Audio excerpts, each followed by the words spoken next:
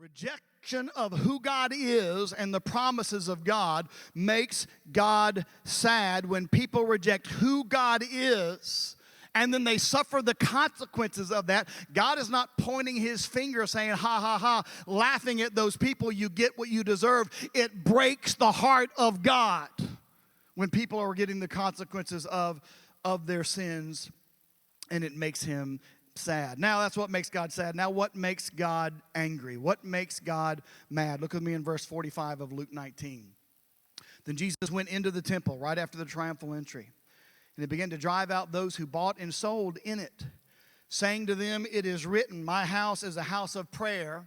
And in other Gospels and in the Old Testament, we know that he says it's a prayer for all nations. Not just for the Jews, but for all peoples. It's a house of prayer. It's a house of worship. It's a house to come and seek the person of God for your life. But you have made it a den of thieves.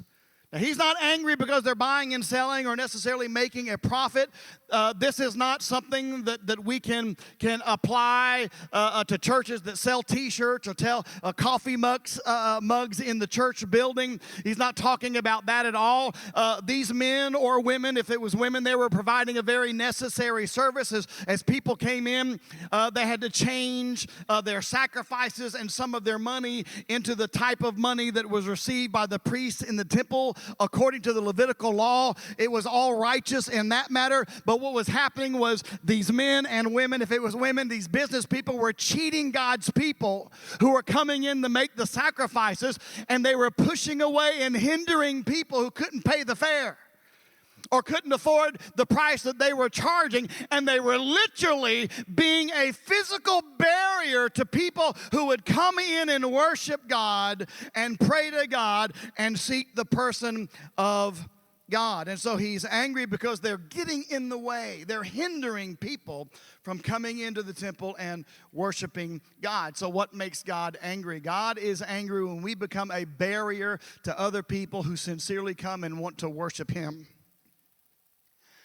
And you say, but these people aren't living right, or they're not dressed right, or they don't talk right, or they don't know how to act in church. Listen, God doesn't care about those things as much as he cares about somebody that's seeking after him.